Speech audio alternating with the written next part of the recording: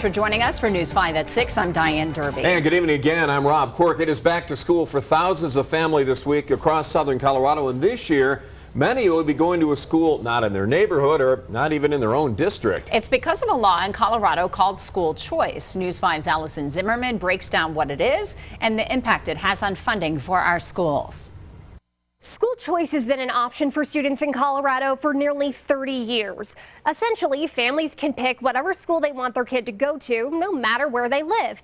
And if there's a spot available for them, the school will take them. They said it's important to get on a waiting list early, to decide school choice early. You don't want to be one of those people who misses the boat. Aisha Young's daughter is going into 5th grade. But before she knew where she would go to school, she put her daughter on waiting lists for charter schools when she was just 3 years old. 3 years old? Yes.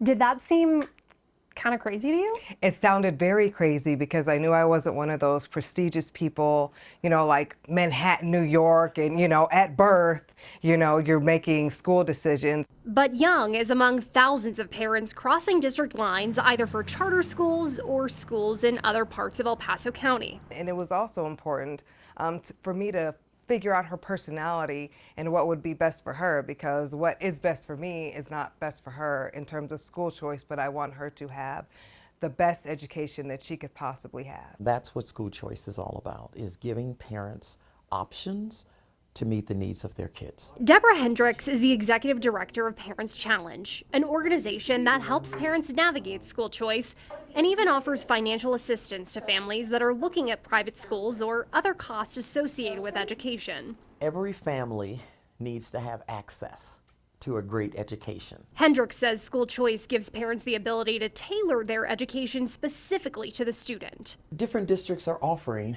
different types of programs and different types of services. She says with education changing as much as it has in the past few decades, school choice gives parents the chance to figure out what works best. Children are 10% of our population, but they're 100% of our future. There are about a dozen school districts in El Paso County, and with so many options, districts here tend to have a higher percentage of out-of-district students attending compared to the statewide average. All of this is based on data from last school year, as the state determines these numbers every October. Statewide, 12% of students do not go to a school in the district they live in.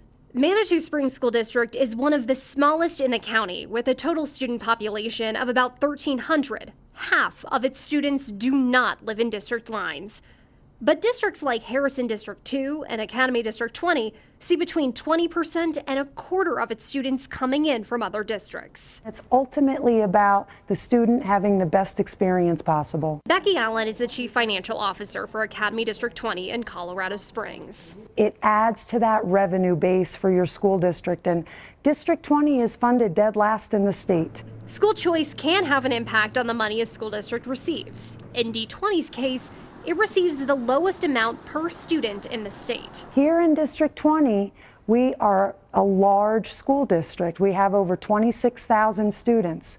The larger you are, typically the less per student you get because you have more economy of scale. That being said, it's not necessarily a bad thing to have more students choicing into a district. As Alan mentioned, it does increase the baseline of funding, and it can have a similar effect if it were to lose students. But the reality is, if you have a large decline in enrollment, it is going to start to be felt.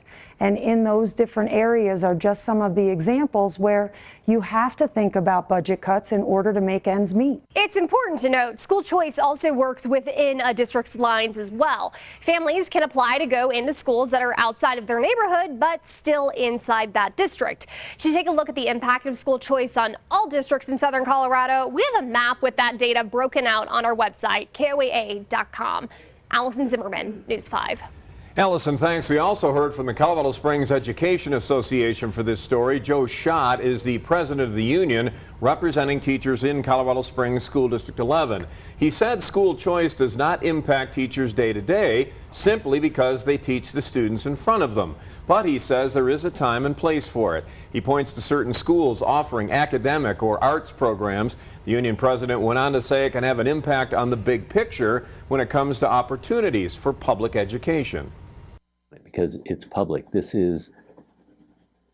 an endeavor that we as Americans, Coloradans, have engaged for a reason.